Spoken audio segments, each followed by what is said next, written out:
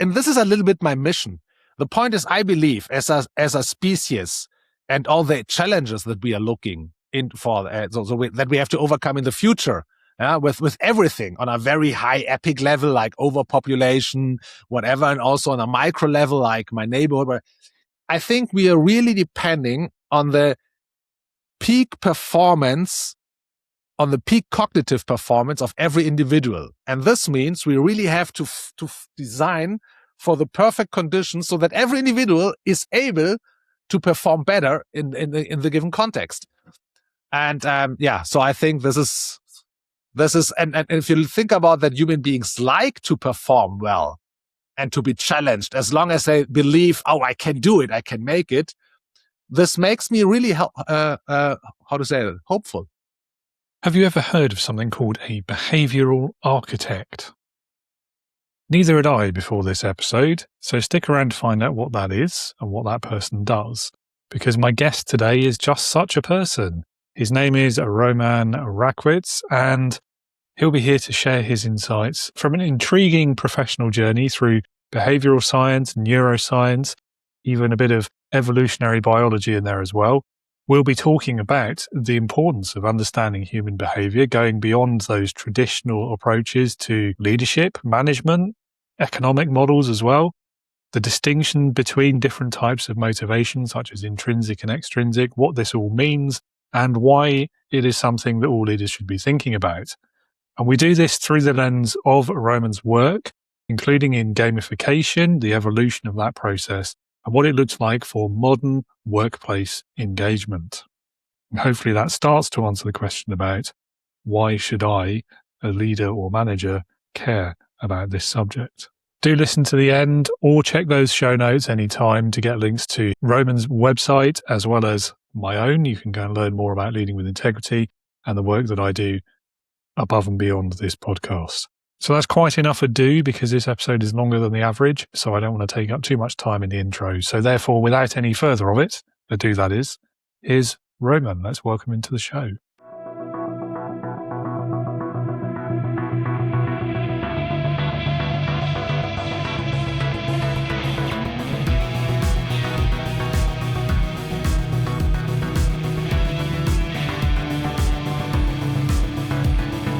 Welcome to the Leading with Integrity podcast.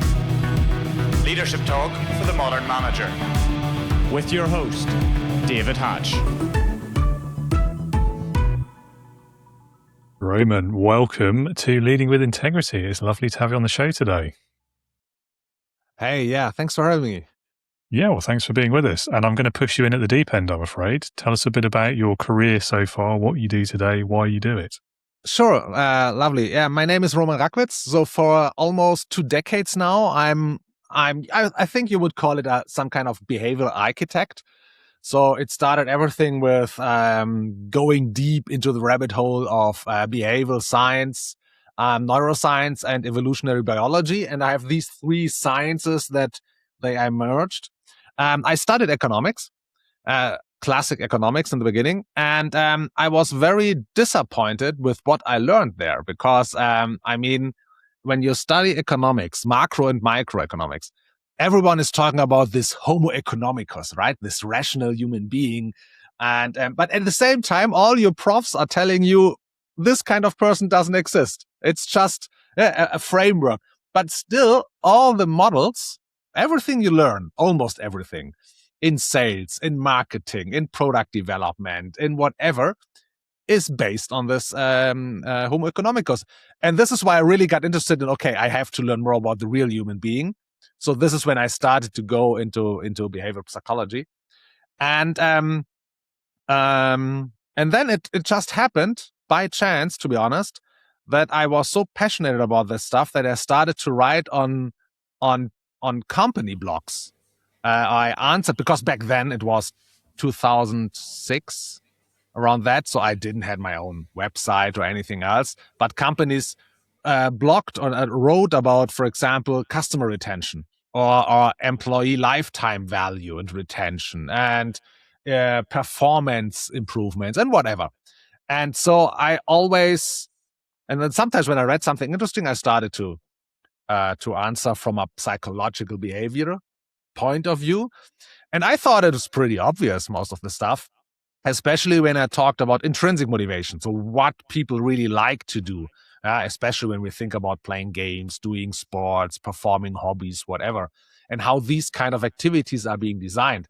And then suddenly I got a call from a company who said, hey, you answered some crazy fancy stuff on our blog, and we have some kind of innovation days here. Do you want to talk about that stuff? And I've said, yeah, sure, but I'm a student. I can't afford just to travel to you. And then no, we are going to pay you. And so, oh yeah, perfect. And this is how everything got started. And then a year later, after I finished my studies, it just happened that, I started my company, I founded the company. And since then, I don't know exactly how, but I could make a living out of that. And so this is what I'm doing now. Wow. Yeah. I mean, that's like the dream scenario in a lot of ways, isn't it? I mean, well done. It is. But only in hindsight, right? So if you're looking back, then you realize, oh, actually, that was amazing. Yeah. The journey itself is often a little bit more challenging. That is fair. I very much sympathise with your experience in economics as well. I too began my first attempt at a bachelor's degree. I did a year of economics. I did not get on with it for much the same reasons, I think, like this assumption of this non-existent rational actor, and just built the entire framework of economics seemed to be rested on this one tiny little assumption. And it was just mad to me. It's crazy. Organizations are still designed this way. And although we know it better already by science, I mean, it's crazy how much we progressed in science when it comes to human behavior in the last 2 decades. Organizations are still ignoring that kind of stuff because, of course, ignoring it makes everything easier. Yeah, there is that, and it's simpler as well. You don't have to think too hard about it, do you? And and then from there, I mean, all those different specialisms that you've picked up along the years as well. I mean, some of those are quite different. Was that driven like by your interest and what you just wanted to learn about, or was there more of a intentional plan? Of course, I didn't start with all 3 of them. No, of course, time, right? So it started with behavioral psychology, but then over time, when you read a lot of the research, and of course you get experience a little bit by doing some work and whatever, you realize that, we are individuals, but on the other side, we are all the same species. So there are some kind of least common denominators that we all share. And it doesn't matter if you are man or woman, if from what kind of culture, if you're younger or older, it really doesn't matter. And this fascinated me because it on one side, it also shows us that human behavior doesn't really change. I mean, the world is changing a lot and very fast, but there are some kind of, let's say, evolutionary traits inside of our species that you can really rely on. Probably they will be there for the next 10,000 years. And so this is what I really loved. And this is when I started to go deeper into neuroscience, for example, or let's say chemistry. Because when you realize that everything that we are doing, or all the emotions, or all the behavior is being based on how the chemistry is working inside your brain, then suddenly you realize, okay, psychology and chemistry, or neuroscience in this particular case, are working together. And psychology can only work within the boundaries of what chemistry allows it. Of course, you have some kind of, how do you say that, emergence. So when psychology is becoming more complex, but it's still based on, as you can say, there's even some kind of order in it. So you have psychology on top, if you want to say it this way. But the way how psychology works is based on biology, how organisms survive. How biology works is based on chemistry that allows biology what's possible. And chemistry is based on physics. And so that's amazing because suddenly you have some kind of interconnected dependencies of these different sciences. And as far you go back to physics, it becomes less complex and it becomes more long-term stability. So psychology is changing very fast, but chemistry is not, as an example. And so this is how and then you can learn a lot from evolutionary biology. Okay, what are the bigger cycles? So, and this is how everything interconnected. And then I have to admit that by learning much more about chemistry and biological organisms, I became much better at understanding psychology. Oh, that's interesting. Yeah, and that's quite a cool way of thinking about it as well, because that whole sort of crossover connections between like the mental and the physical as well, and then the chemical now as well. Yeah, really interesting. I find that fascinating. Don't really understand it as well as I should, but it's interesting. Yeah, it's like, I mean, I still haven't got it all, right? It's so mind-blowing because one question leads to the other, but it gives you also at the same time some kind of stability, because although everything is so complex, there are some kind, let's say, unwritten rules that are always true. And this is true for all the human beings on this planet. And so this is a good way to start when you want to work with humans. Fair enough. So, I mean, in all of that, what's some of the most surprising things that you've learned? I would say the first thing that's really where I got an aha moment is when you're interested in creating things, processes, or products for humans that they really like or they enjoy doing, or where you at least can create some kind of retention.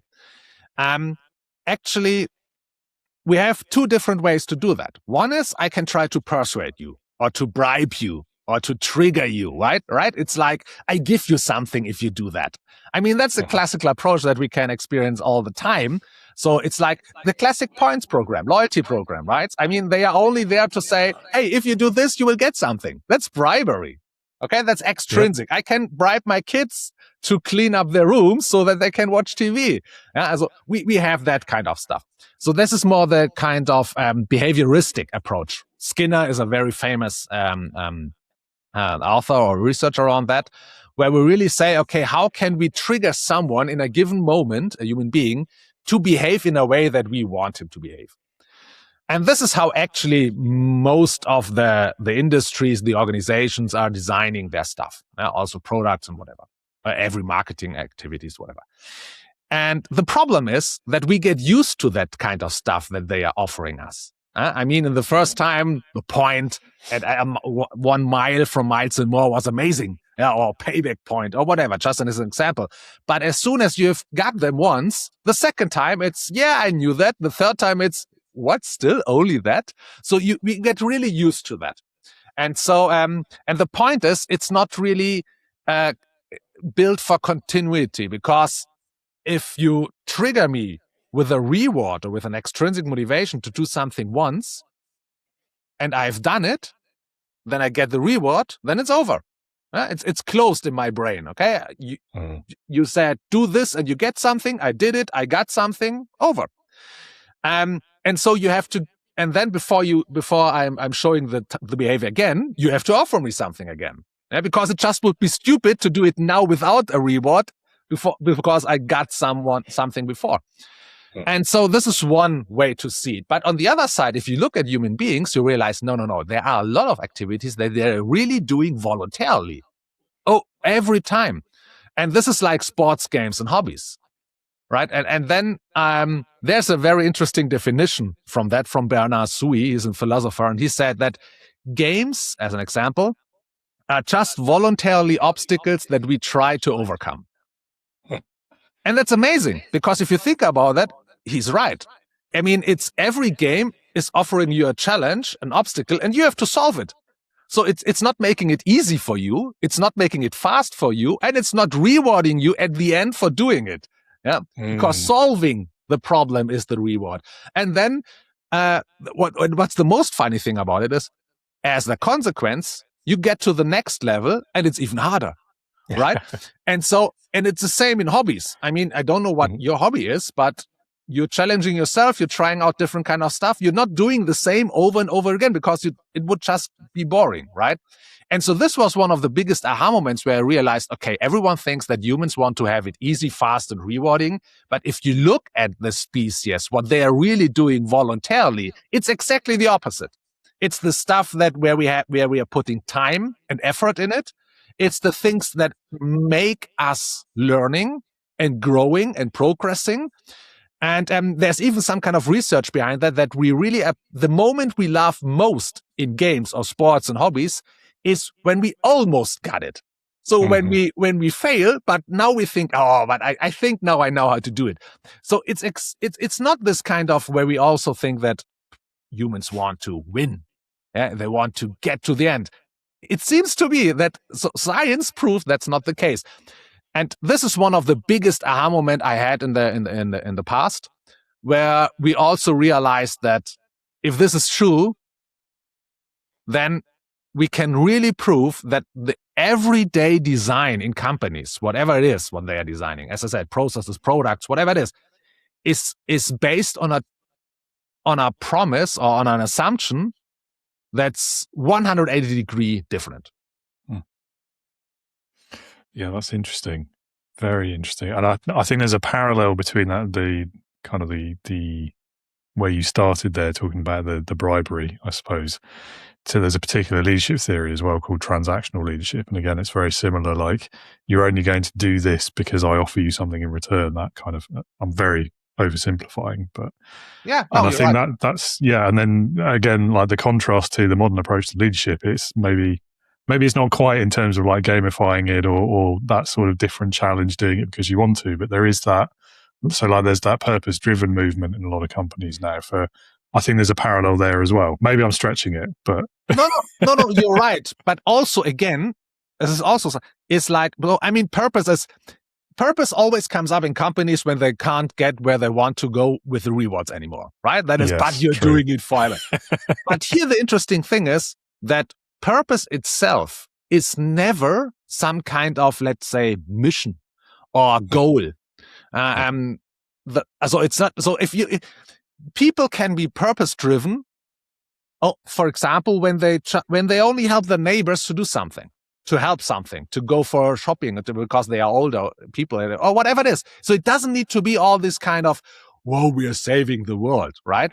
And the thing is that also by research already for decades is that people are experiencing purpose normally when two different things come together. The first one is you have an interest that you're following, some kind of passion. So some kind of activity that you like, or where we already see, I'm becoming better and better in it. Yeah? It's like a journey. And if that kind of activity helps you to lets you realize that others can benefit from it. So there's the social connection. We are social mammals. The sum of these two variables, this is when something like purpose arises. And the same, if one of that is missing, so for example, let's imagine you are really helping someone to do something epic. But if you don't like the activity itself because you just did it perhaps not in a way that interests you, or it wasn't really your work, but it's only based on someone else, or you cheated, or whatever it is, you don't have the feeling of purpose. You did something great, you helped someone, but it's still not purpose. So, and this is all the learning that you get from the stuff. Yeah, I think the other thing with purpose as well that we tend to forget, like, it doesn't have to be for your job.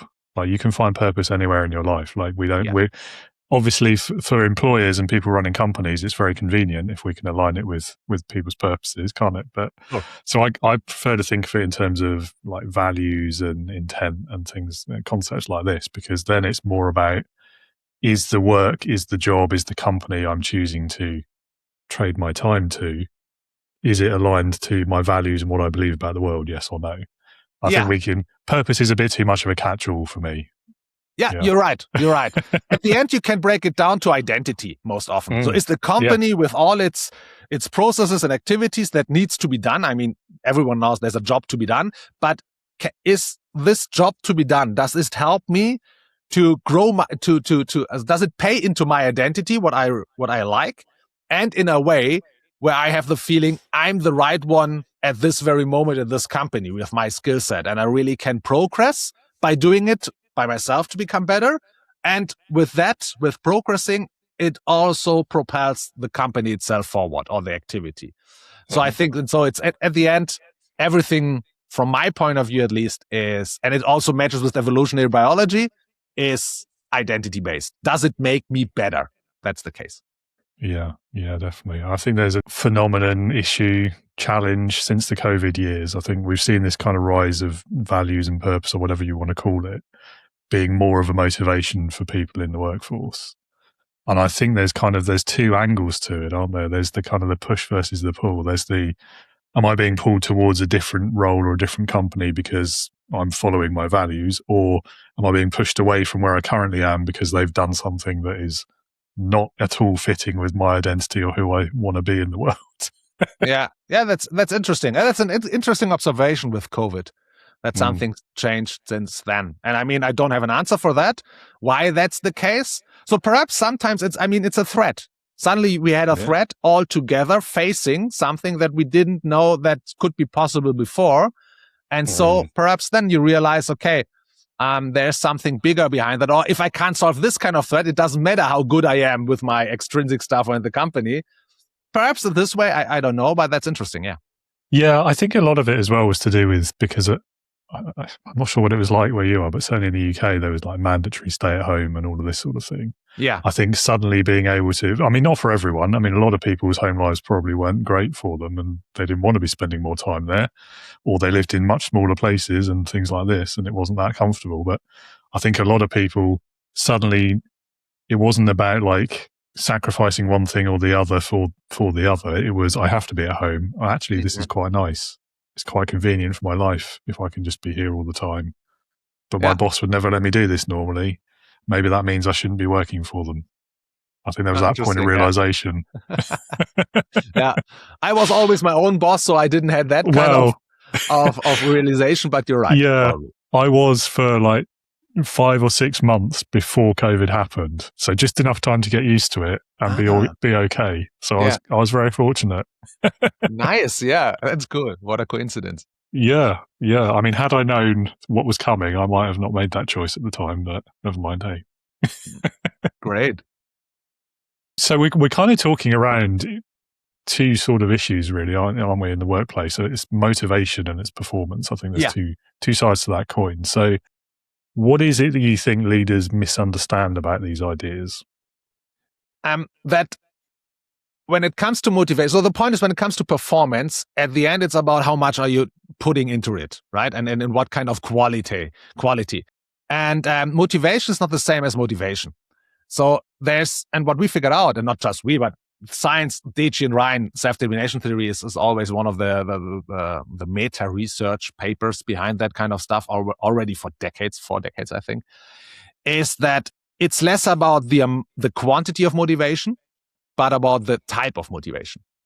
And so the point here is that, I mean, let's say also in the extremes, that you can do 2 different kind of activities. Yeah, on the extremes, of course, we have a gray area between. But on one side, there are these kind of, let's say, repetitive, tedious, mechanical works. Okay, so the industrialization. I mean, this was based on that kind of activities, right? So you're doing something with your hands, you're building something together, whatever, in a way that was already predefined. Okay, because the best way to do it was already defined. Yeah? Efficiency. And so do it one way. So working at a production line, I think, is the most common example for that. And so this is one kind of, so this is one possible way to do a work. And the other extreme is, let's say, the creativity, where you're really about where it's not about the output at the end, but on how to do it. Yeah, so innovation, creativity, problem solving, customer orientation, individualization, whatever. Okay, all that stuff. And so both kind of activities are dependent on a totally kind of motivation. Okay, so and it's and this is proven by science, and it's proven every year again and tested, is that if you're working on a production line, extrinsic reward systems are the best or the most effective ones you can use. So really there to say, hey, if you get 2 more or 10 more per hour or whatever it is, I don't know, you will get a bigger reward. And and every time the group with the highest reward will perform the best in over 90% of probability. But the interesting thing is, as soon as the slightest cognitive performance is needed within the activity, the group with the highest reward, announced, is often performing the worst. Why? Because if you are doing something and the task, you need to be motivated because you don't like the task or whatever it is. Now, if I give you an amazing reward at the end, your brain is totally focused on the end, right? So, okay, I want to do this activity so that I can go to the end. This way, you have already designed conditions where your brain is only looking for the most efficient way to the end. Okay, this is the activity I don't like to do. There's an amazing reward. Let me do it the most efficient way to get to the amazing reward. So you're not looking to the left or to the right. So you're only doing the one thing that's most likely getting you to the end, to the result. That's the opposite of being creative, right? That's the opposite of being problem solving. You don't want to risk anything. And at the same time, and that's really interesting, and this is from a book that's called Dopamination. They did a huge research on that kind of stuff, where they figured out that if you have an activity and you would rate the activity from 0 to 10, whoa, it's amazing, 0, I hate it. Let's say, and you would say it's a 6. And then you come as a manager and say, it's a 6, really? Oh, I'm sorry about that. Do you know what? I will give you a reward for that. I appreciate you that you're doing the activity. It's only a 6. You don't like. Okay, here's a reward. So now if you ask the person again how she likes the activity, now it's a 4 or 5. Because in comparison to the more attractive reward, the boring activity looks even worse. But as I said, on a production line, you have that kind of activity. You have that kind of motivation, extrinsic one. And now, if you want to have creative work, cognitive performance, we know that extrinsic rewards are prohibiting you. Do you say that? Yeah, making it more difficult for you to perform very well. So what here really helps is if you realize some kind of autonomy. Okay, I did it my way. Looking back, mastery. Oh yeah, I'm becoming better by doing it. Let me find another way. It makes me perhaps even better. And then if you get the feedback and curiosity, if you realize, oh, but this leads to this. Oh, I wonder if this is true. Is this also true? And then you're following it. And this is what creates this kind of peak as a cognitive peak performance, if you want to call it this way. And of course, you can imagine that over time. Also Germany, but UK the same. We are moving from an industrial nation to a service-based, innovative nation. So we are moving from a behavior that we needed where humans were only working a production line to now you need to solve problems. But we never changed the motivational system behind that. We are still stuck with the old one because it worked so good. And it's easy to measure. It's easy to do because if something is not working in the process, and you're just adding rewards, you don't have to change the process. It's so easy. You don't have to fix anything. It's just now, you can force the pressure on acting better within the activity now to the employee, and it's not on your responsibility anymore. So you're moving the friction from the system to the individual. So that's much more comforting for management or whatever. And This is where you can realize, okay, we have different kind of activities. So we have a job to be done. The job to be done needs a particular behavior, and the behavior needs a particular motivation type. And this is where I think that there are different kind of motivations in the first place, and then how to figure out what kind of motivation fits to what kind of behavior to get the job done. This is some kind of knowledge that's just not in the organizations. Yeah, I mean, a cliche popped into my brain as you were talking, which I find it quite amusing. I don't know how true it is. The one about lazy people make better innovators because they're always looking for like the shortcuts and the quickest, more efficient way to do things. It makes me laugh. I don't know how true or relevant it is, but anyway. No, it's mine. I mean, they're motivated to change something. Yeah. As long as they are allowed to do. Of course, the point is. Yeah. I mean, and it's not just the way that you have. Let's say it this way. It's not just the way that you have that intrinsic motivation is always better because it comes with some costs. If you are intrinsic motivated, if you want to change something and you say, oh, I need to find a way, it's more like you're integrated or intrinsic motivated, whatever. And now your brain starts to fire up. And now it looks for patterns, for puzzles, for problems, so that it is occupied and it can solve that kind of stuff.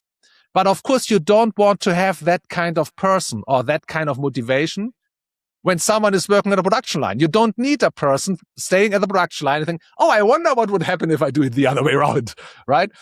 And so to match that, this is really I think this is one of the biggest productivity driver also.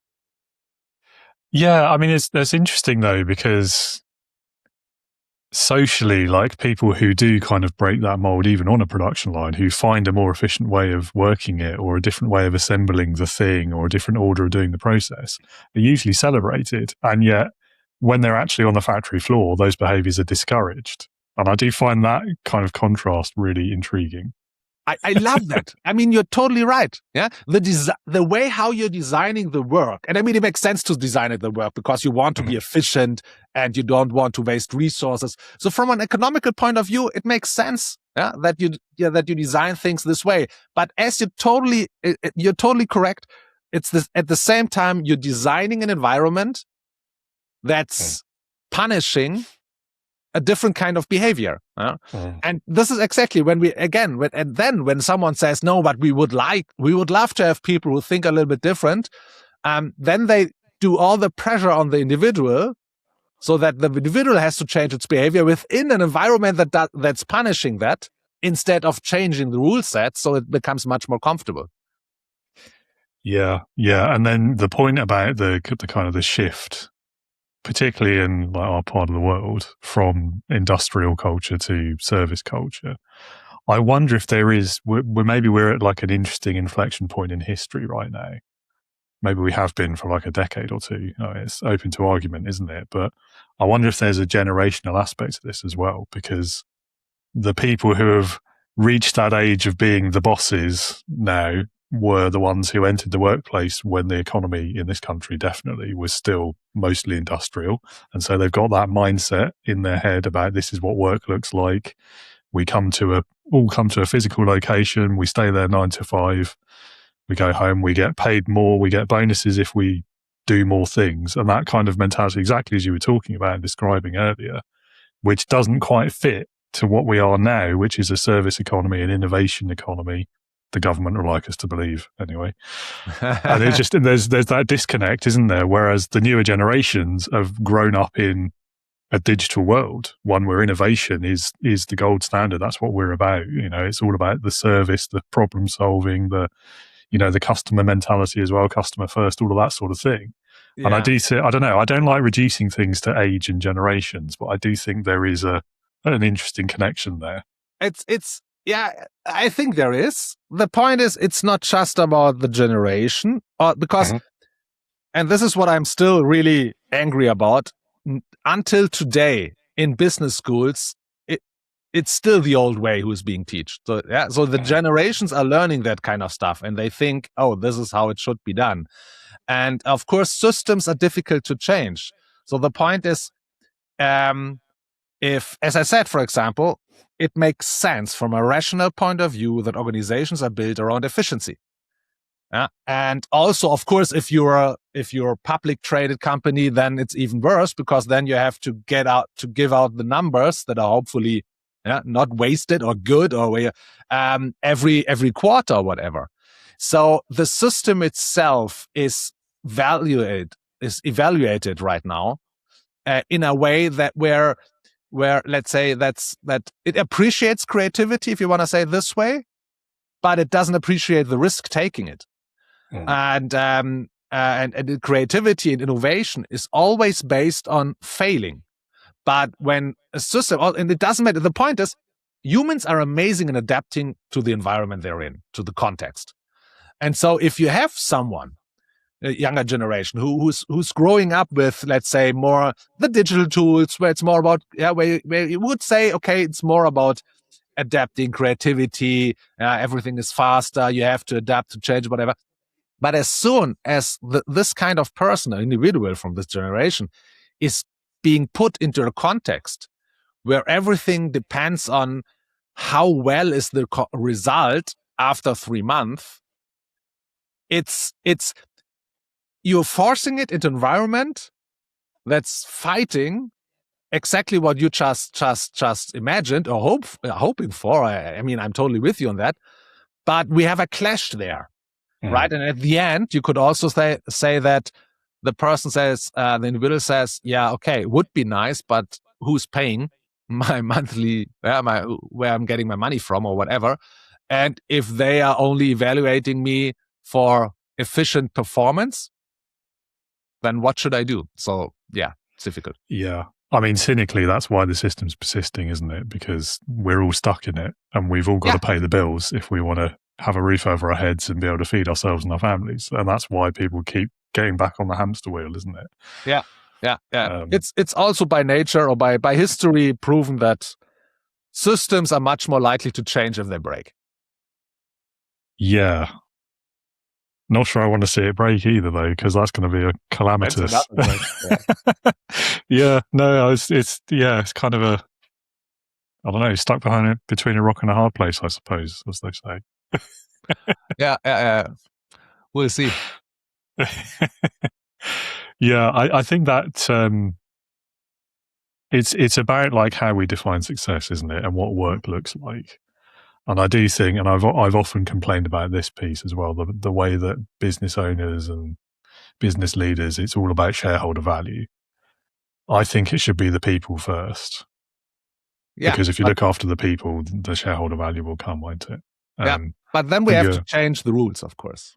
Yeah, well, indeed. But then if you're the business owner, you're in charge of that. You have the ability to do that. Okay, you might have shareholders, but yeah, I don't know. It's not simple, is it?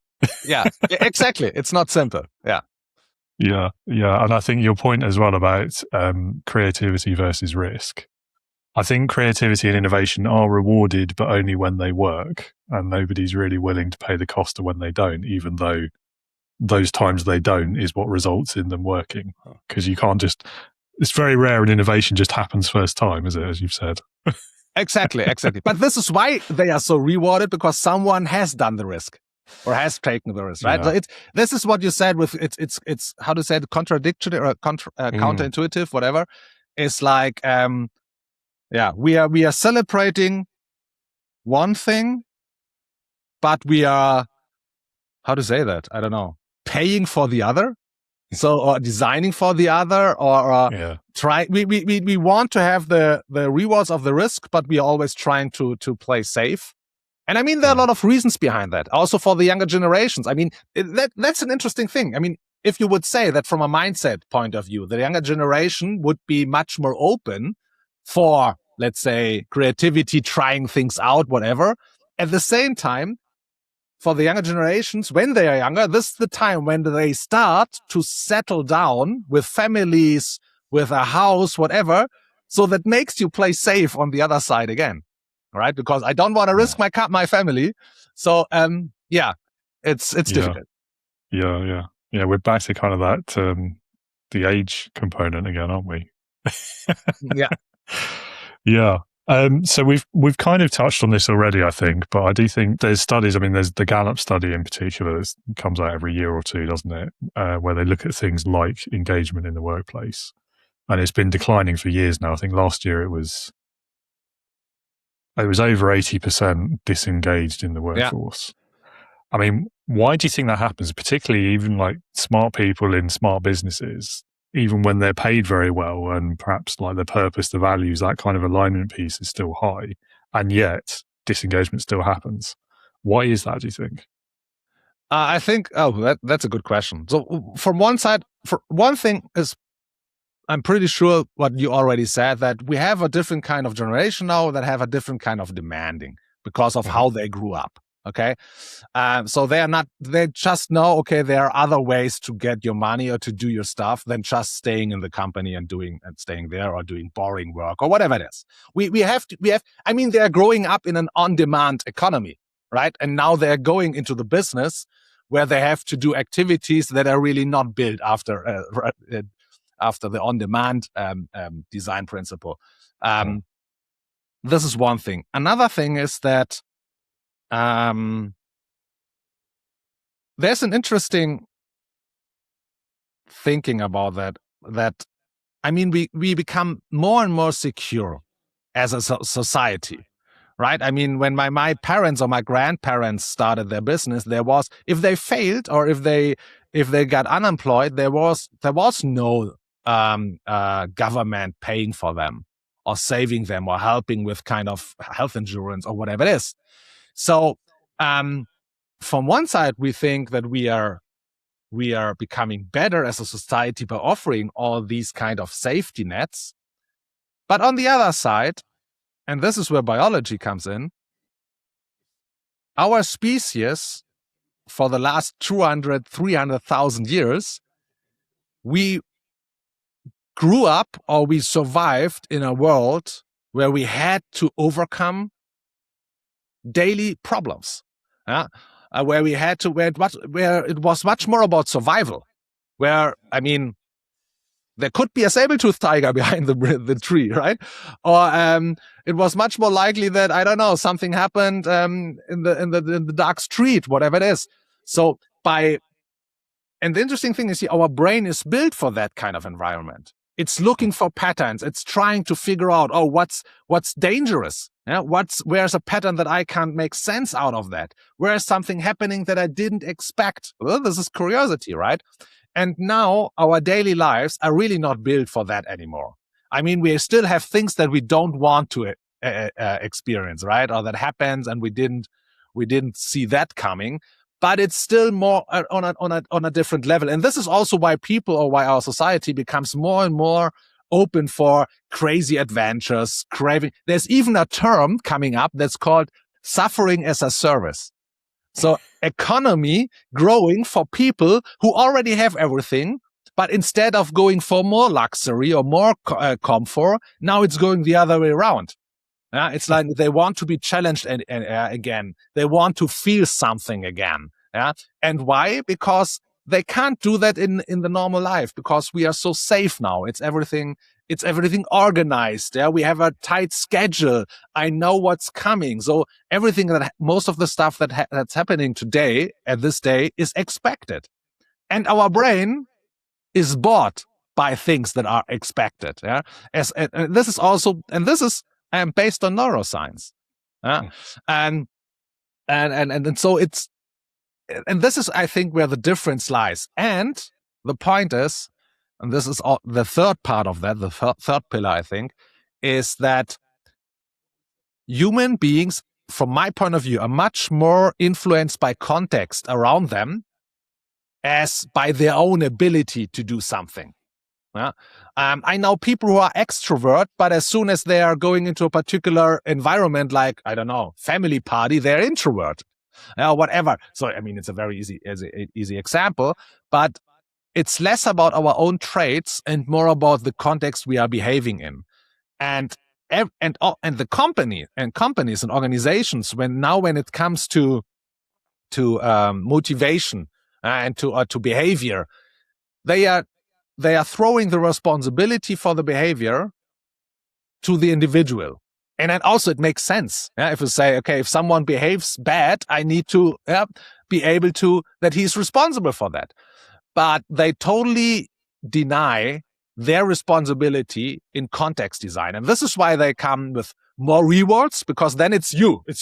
Now you have to be disciplined enough to do the stuff that I have designed for you that's bad. But now it's on your discipline, on your responsibility, because you are getting the reward.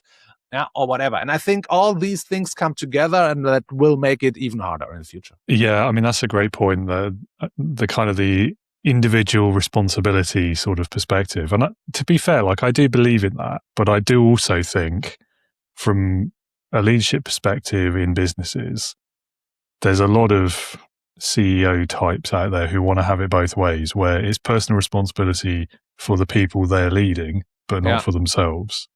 And you're so right. Like, that context, ultimately, that comes from the top, that organizational culture, that team ethos, whatever you want to call it.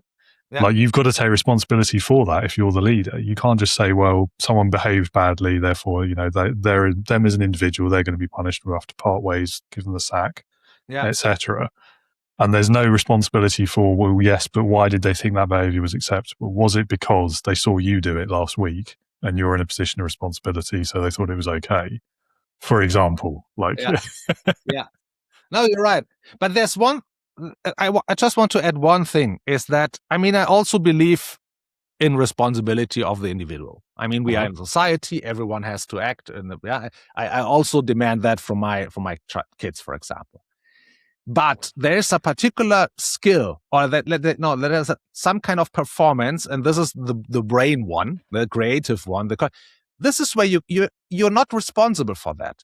I mean, I can offer you $1 million now to do something, okay, and then perhaps you can force yourself to be more disciplined to do it, or to go and learn how to do it, or whatever. But you can't force yourself, just because you're being offered something, to be more creative, more resilient. So there are some kind of particular activities, and actually everything comes back to cognitive performance. You don't have control over that, and so you can't be responsible for that. Of course, it doesn't mean that if you do bad stuff, you're not responsible anymore. So it's not black or white, but it's proven that if I want to achieve cognitive performance from humans, I have to change the environment they are in, to change some kind of rule, to change context, so that the brain is much more likely to get into the state of mind. But you yourself, you can't force it on yourself. No, absolutely. I mean, you can maybe change your own context. Like if it's not working here, you can just go and get a different job or work for a different place. Or, I mean, in this day and age, you can just become a digital nomad, can't you? Go and find another country to work from if you want to. That is true. So you have the power to influence it indirectly. Yeah, totally, definitely. Which is nice, I think. We're probably one of the first generations to have that ability. Yeah. I mean, it's amazing if I think about it.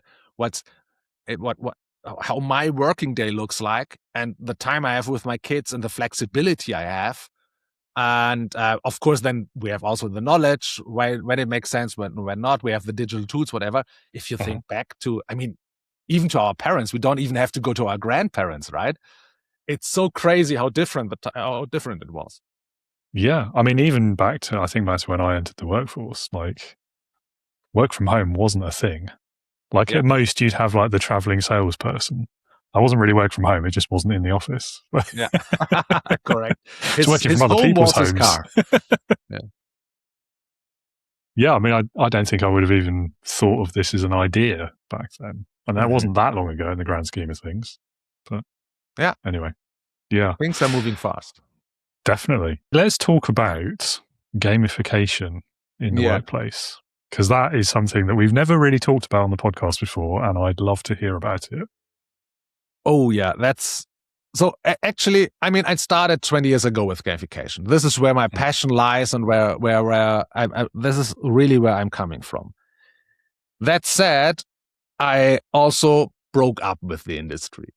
1 year ago, it took some time until I realized, okay, we separated ways, right? The thing is this: when it all started around 2006-07 in San Francisco, when the G Summit was started the first time. So I was just lucky to be at the right place in the right time over there. My family lived in Silicon Valley. I studied in Germany, but I was over there as much as possible, and I totally I was there from the beginning. And back then, I mean, there were 100 people, 50, 100, so there's something around that. So it was really small. And most of them were psychologists or had that kind of background or interest. So they were really coming from, okay, what kind of mechanics make games so much more attractive for human beings? So that was where it started. And then it became more popular. Of course, it was also amazing, but it also brought in other people and other industries and other professions. And one of the first profession who showed interest in that and really captured it was the marketing industry. Loyalty programs, for example. Also a little bit HR. So in German-speaking countries, it was much more about HR, but I think everywhere else, it was much more about customer retention, onboarding, and so on. And what they did is, or what happened there, and this is my very personal observation, is that now you have a lot of people who had no background in behavior psychology, game design, whatever, and they thought, okay, I'm responsible for behavior, like customer behavior. I want to bring them back. Oh, players are coming back a lot, playing their games. So there has to be something. Okay, let's watch my son playing a game. Oh, there are points and badges. Oh, that's amazing because we already have points and badges. This is what it is. And then suddenly you have these kind of elements coming up, and the whole industry for the next 3, 4, 5 years. So I would say between 2012 and 15, I don't know, at least moved into this kind of direction that it's about points and badges and rewards. I mean, it's nothing else than rewards. Why games are successful. And then, and this is something where I thought I can fight that kind of battle. Perhaps I won 1 or 2 battles, but I really lost the war. So this is over. So now gamification all over the world is being seen as, let's say, some kind of more fancy reward system than the classic point programs, loyalty programs. It's more like it's also framed as a digital only approach. So like, you have an avatar, and so it's about the pixels on the screen. So this is what they think. It has to look fun, fancy. There needs to be a story behind that. We need competition. I mean, we are playing since the beginning of humankind. We didn't have screens. There weren't any kind of competitions, leaderboards in that, whatever. It was only playing, like doing your hobby is only a safe environment where you can try to do things that you couldn't do in reality because it's dangerous. I mean, fighting an enemy, I should exercise for before, train it, right? And so on. And so, and also in game psychology, the same. It's about the progress. It's not the reward itself, but it's about the hunt for the reward that makes it so successful. And the reward is not a reward for doing something that you didn't like. The reward is like not giving you the feedback that it was worth putting in the time because you became better. And now you are prepared for an even harder challenge, right? But the gamification industry totally moved to, we make it easier and faster for you to get the reward. And it just looks like. So this is what the gamification industry officially looks like. Yeah. Interesting. And there's a parallel there, I think, to video games. So one of my hobbies, you mentioned, you asked earlier and didn't answer, but one of them is video games. It always has been. And I was watching a video about this recently, the evolution of the video game over time. And it was comparing like the first generation games, sort of, the late 90s, that sort of era, where games back then, okay, the graphics were terrible, but they were great fun. There's some of them I still play today, like I still go back to them. They didn't have a tutorial. They didn't explain how to do things. They gave you the basic controls and just left you to figure it out. And that was the fun of it. Yeah. That's why you were doing it. Yeah. You play a modern game. First of all, they are ridiculously short now, which I find quite irritating because they're like 10 times the price they were. Secondly, there's a lot of hand-holding. There is like repetitive tutorials. There's explanations as you go. There's videos on YouTube showing you how to play it. You can just follow along. Yeah. And they're a lot easier than they used to be as well. And I think that takes a lot of the fun out of it. So now, like a modern game, it's quite rare that I'll play it more than once. Yeah. Whereas there's still ones from the late 90s that I go back to, like I was playing one of them yesterday. I don't know. I mean, I think there's a parallel there as well. And about Totally. And I mean, it's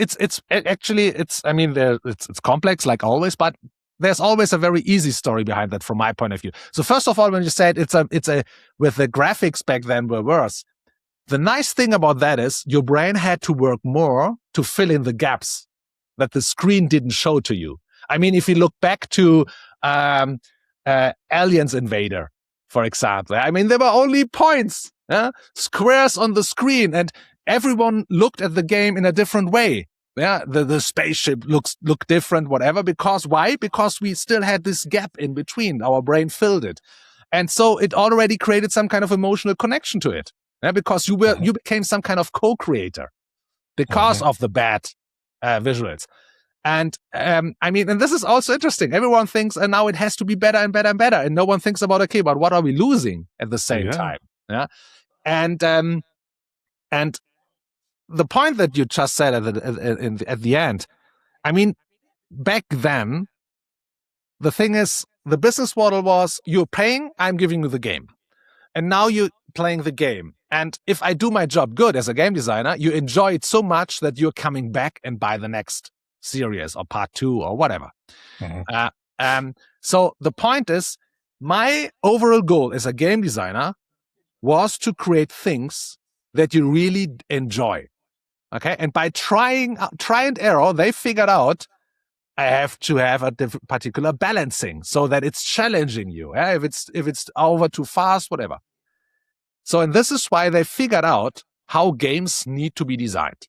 There's an amazing book called A Theory of Fun from Ralph Koster, who's amazingly analyzing that kind of stuff. What's happened in the brain while you're playing a game and so on.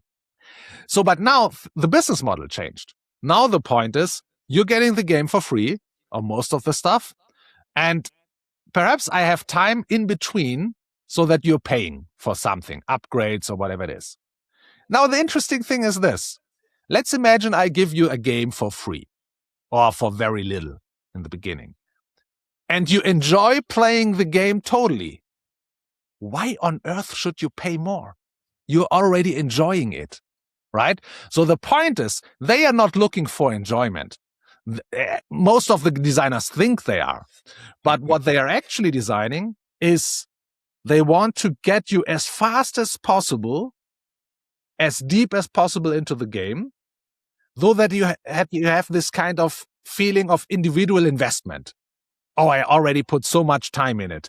I'm already on level 32 instead of level 32, perhaps what would be the appreciated one from a difficulty point of view. But this kind of thinking helps the designer. If something becomes annoying, then you are open to pay for it, to make the shortcut. But the point is, you're only prepared to pay for a less annoying activity if it's worth it, and it's only worth it if you have already put too much time into it. That's the sunk cost prison dilemma, right? Yeah. So, and this is why they try to create games that lure you in very fast, very deep, and then then become annoying enough so that you're paying more money. I know that's pretty harsh. It's not only the case, but it's a little bit of evolution.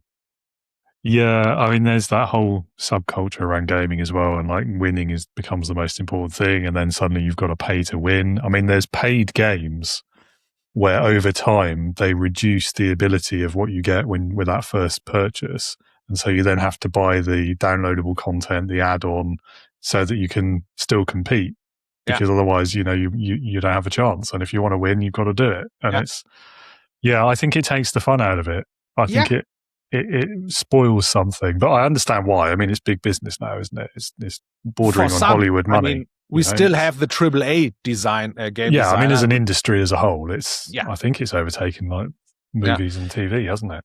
And the problem is also some kind of self-fulfilling prophecy, because now I'm talking to people who are designing games and asking for help or whatever, and now they grew up with these kind of casual games. So they think that the joy in games is to win easy and to move forward very fast. Yeah. Why? Because they are exploring how people are interacting with the casual games. And so now it becomes a self-fulfilling prophecy, because we totally lost, we're totally forgetting where we are coming from. So that's a difference between, let's say, a behavioristic approach of game design and an evolutionary approach of game design. Yeah, definitely. I mean, we've gone off topic there, haven't we? But it is interesting.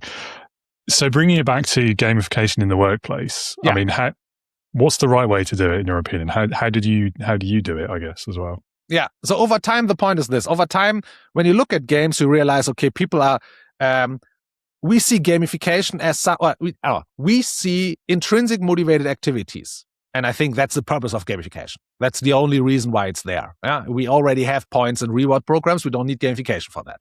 So I think the purpose is really to figure out why games are so successful in getting people to come back, to be resilient, not have problems with failing, becoming creative, and so on.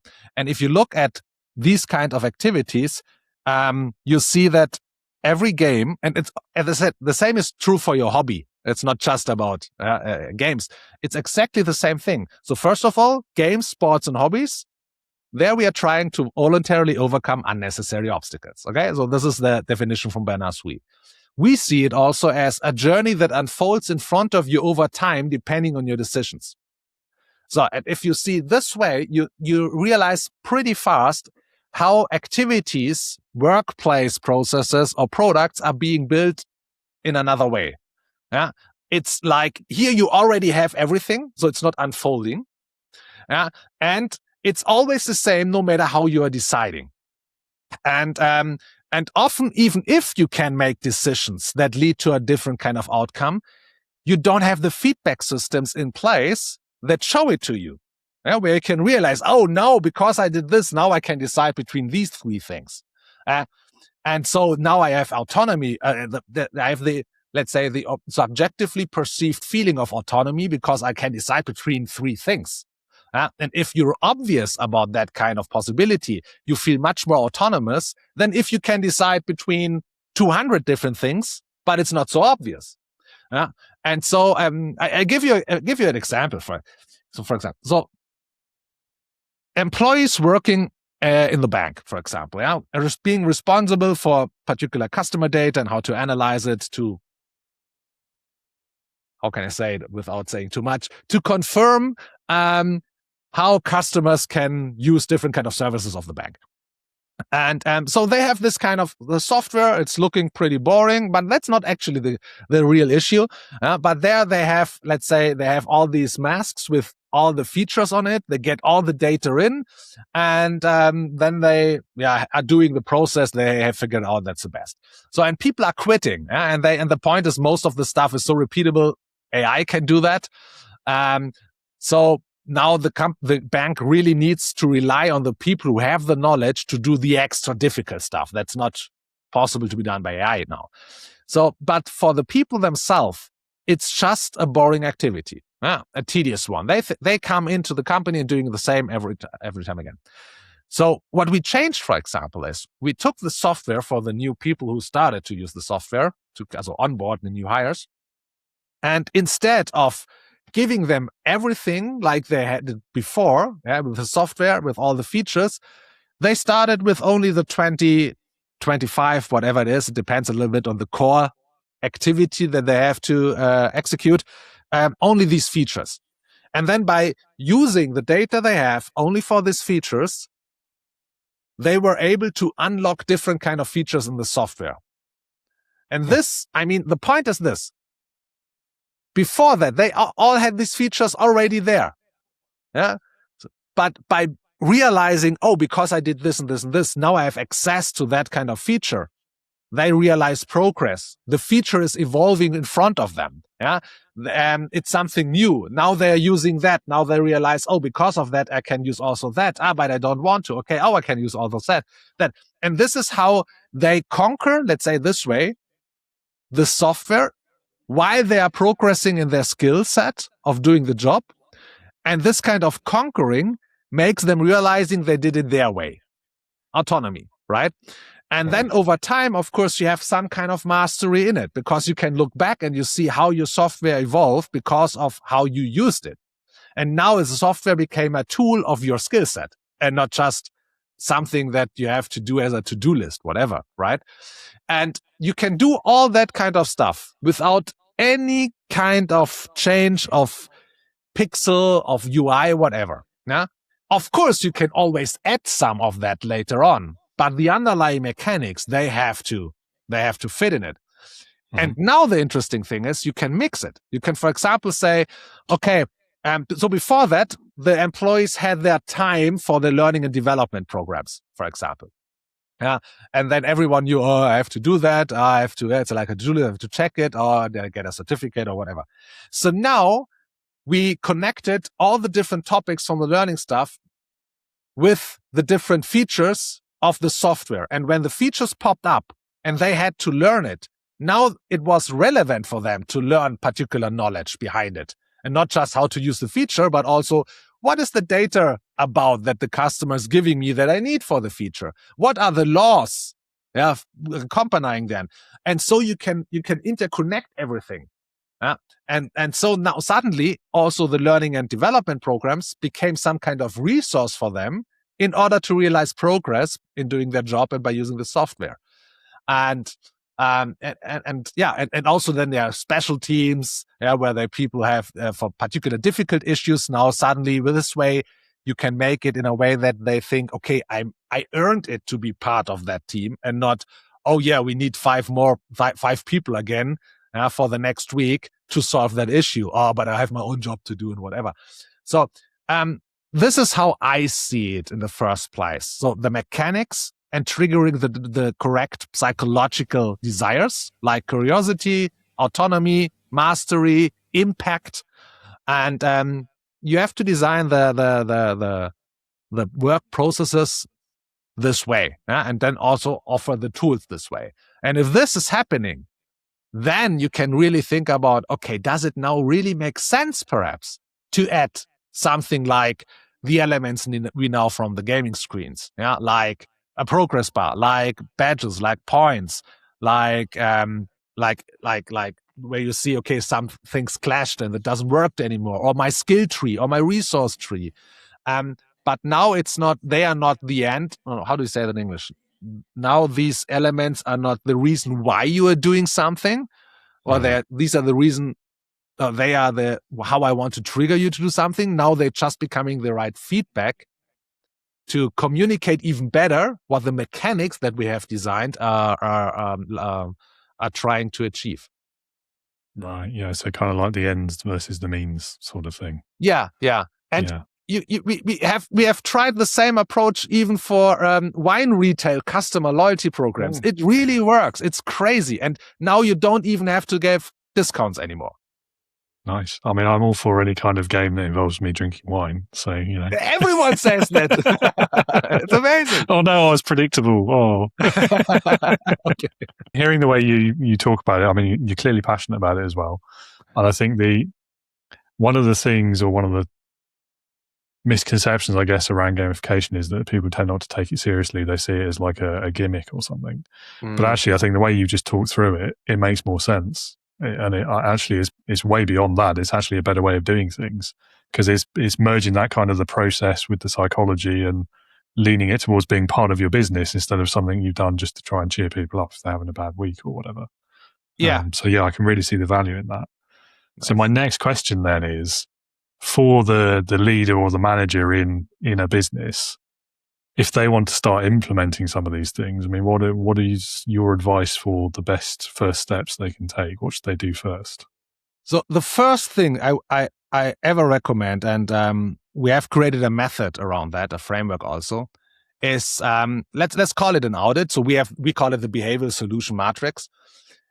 There you are looking at the job to be done that you want to improve, because you always have something in mind. Is it using a software? Is it performing on a particular process? Is it the customer using your product or your service? Whatever it is. Then, by looking at the job to be done, you can think about the behavior you need. Is it a behavior that's more following compliance? Is it a behavior that's more following figuring out issues, figuring out how to solve it, working together with others? Whatever it is, it's huge and complex. And now by analyzing the kind of behavior you need for the particular job to be done, now, and this is when you use our stuff, now you can figure out what is the correct behavior economics approach for that kind of behavior. Yeah. So is it an extrinsic one? Is it an intrinsic one? Is it an integrated one? So, I mean, that's the academic stuff, whatever it is. So there are 6 different categories, actually. So main categories, you can even break it further down. And then for every of these motivational type that you need for the particular behavior to get the job done, there are particular solutions. Yeah?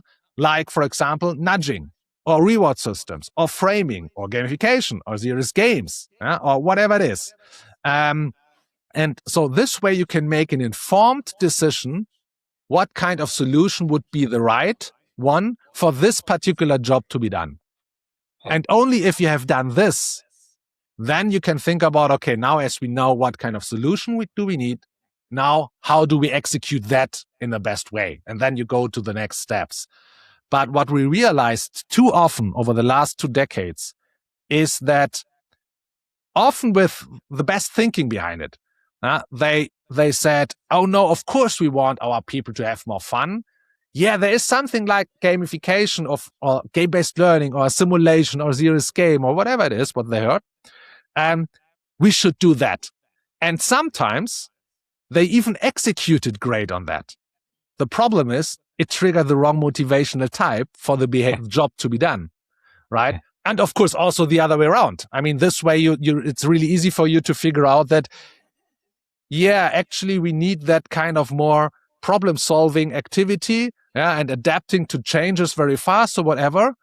But all we did is we created a reward system with great rewards and presents and whatever.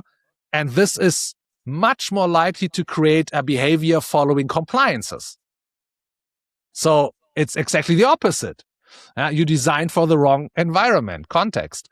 And so this is how I would get started. I mean, rewards are always tricky, aren't they? I've found in the past less than a 50% success rate with that approach. And maybe that's because of the sort of industries and companies that I've worked in. It was always like quite high tech and specialist driven. And the kind of response I tended to see to that was, so like the cliche of a free pizza party or like beanbags in the office, that sort of thing that tech companies do, right? Yeah. It actually cheapens, or people feel like it's cheapening and not valuing them. Yeah. Because it's like, okay, that's all I'm worth, is it? A pizza, thanks. Like, this is one thing. And even if it works, I think what's often misdiagnosed, if you want to say it this way, is that just because you get the behavior doesn't mean there's motivation behind that. Or participation, doesn't equal engagement. And that kind of stuff. And yeah, so. Yeah. What would you say is the most important leadership lesson that you've learned from your career so far? I would say I have 2, if I may. Of course. The first one is motivation is at least at the same part a system design problem as an individual problem, individual trait problem. So that's the one thing. So you can't push it totally to the individual. And the second one is that we have a totally wrong image of man as we believe that they want to have it easy, fast, and rewarding. This is not what we like. This is only what we want. And there's a huge difference in between. Yeah, no, that's a great point. Great point. And echoes much of our conversation, actually. So I like that. It's on point. And so in terms of your own experiences of the workplace, do you have a memory, like your best memory, one that stands out of your experience of being led? So a leader you've worked with or for?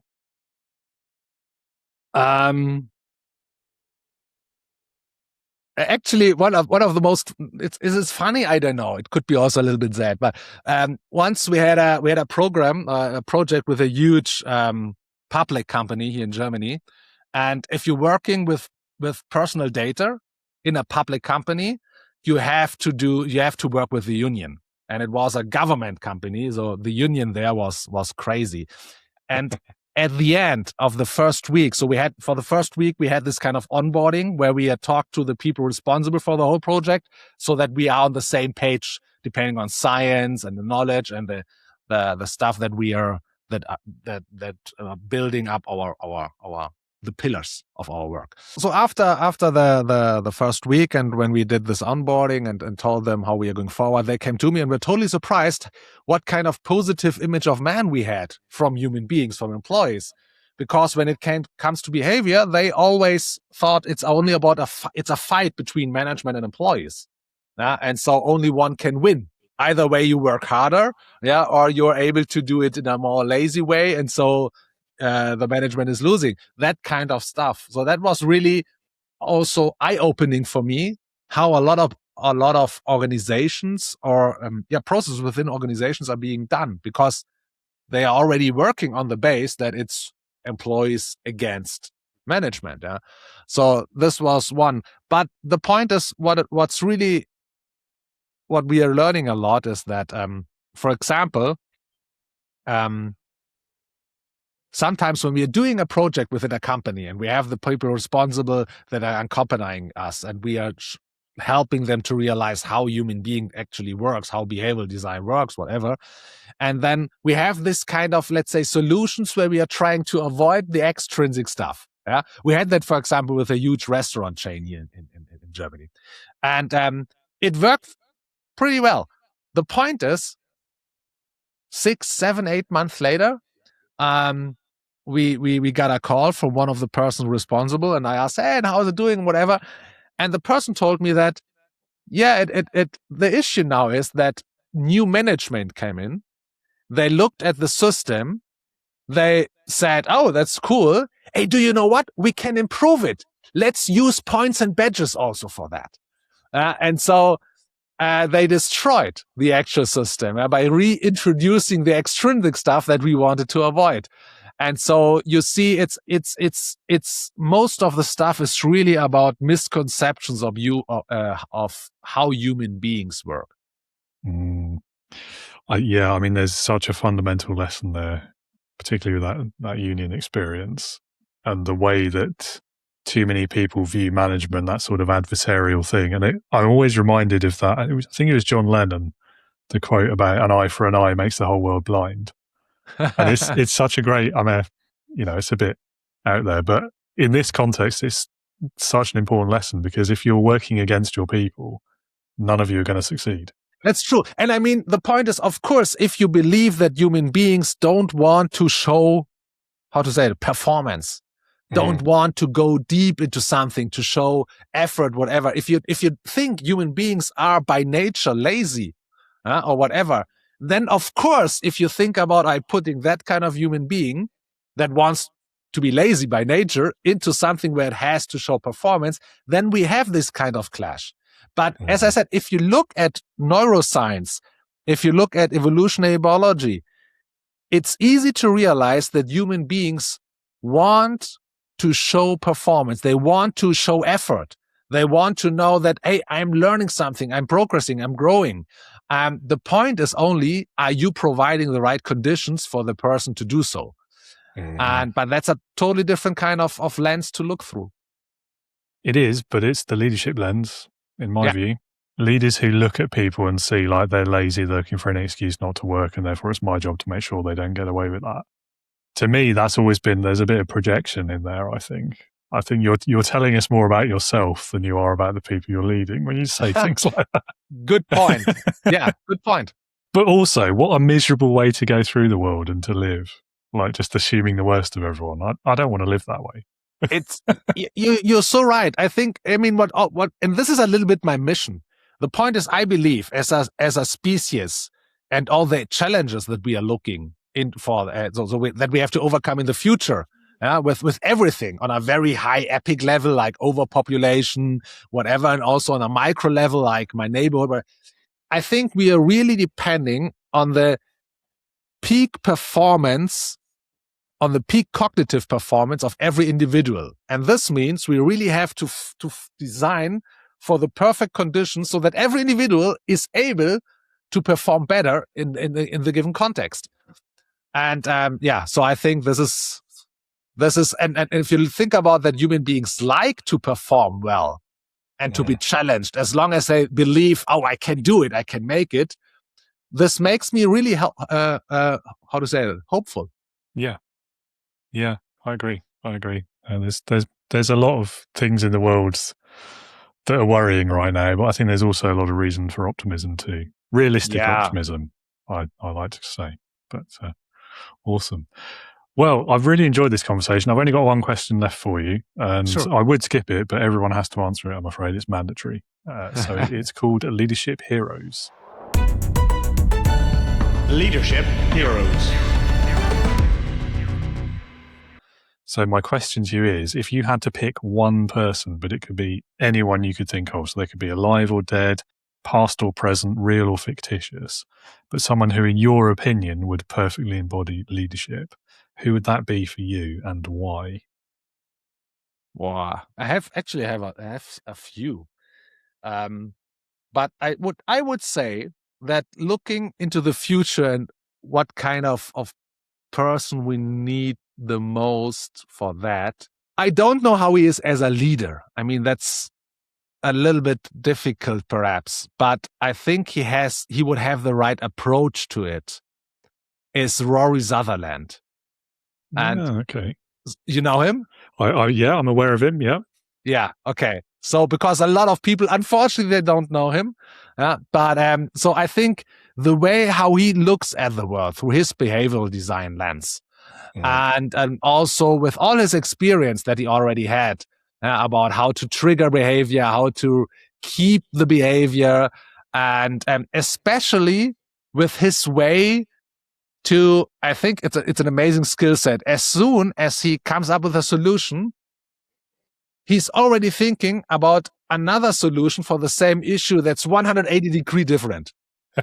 Because he knows that in psychology, and this is what he says, his words, in psychology, the opposite of a good solution is probably also a good solution. And I think this fits totally the how human beings work, how we can adapt to things. And so I would name him.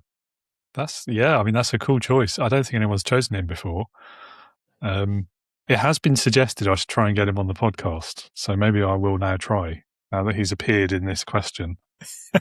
Amazing. Yeah. No, he's such an amazing guy. I love watching his stuff. Yeah, no, me too.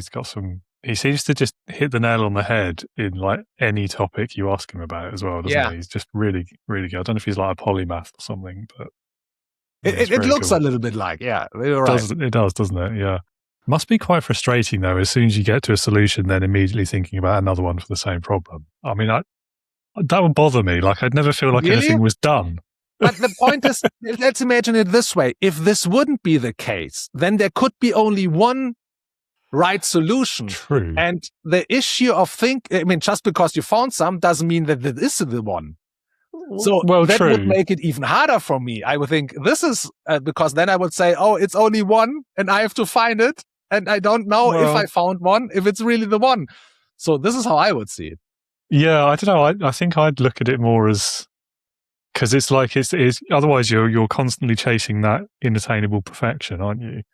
So I kind of see it more as no, there isn't only one solution. I just need to find one that's good enough for the purpose. Yeah, once I've done that. Yeah, but right. If you only need to find one that's good enough, that implies depends that there on the are different ones, right? Yeah, of course. Yeah, so this is what he's saying. Yeah, okay, fair enough. I guess I'd be happy once I found one of them. I wouldn't need to go and find all the others as well, I guess is what I'm saying. That's actually a very famous bias of human beings. I found something, stop, there's not more to find out. Good. Well, I'm glad I've declared another bias. I'm all for that. Yeah. And it makes sense from an evolutionary point of view. I mean, we have to save resources, true. Right? Yeah, true. I think it sort of makes sense from a business point of view as well, in terms of best use of your time and resources. Because otherwise you're just endlessly focusing on one problem. Anyway. Yeah. Also, has some reason. Yeah, you're right. Yeah, I mean, there's a luxury in being able to do that, of course. I mean, that'd be amazing if you had the time and the funds to do it. But yeah. That's true. Yeah. Awesome. Well, Roman, thank you so much for your time today. One final thing I'll ask you. If anyone in the audience would like to know more about you and the work that you do, where's the best place for them to do so? So actually, I would say LinkedIn and YouTube. So just Google my name and then they will find it. And I think, YouTube and LinkedIn. And from there on, you get all the other links. Perfect. All right. Well, I will put those links down in the show notes as well so people can find them easily. Thanks. And that's all we've got time for. Thank you again so much. It's been great talking to you today. Great meeting you, and have a great rest of your day. You too. And thank you so much for the invitation.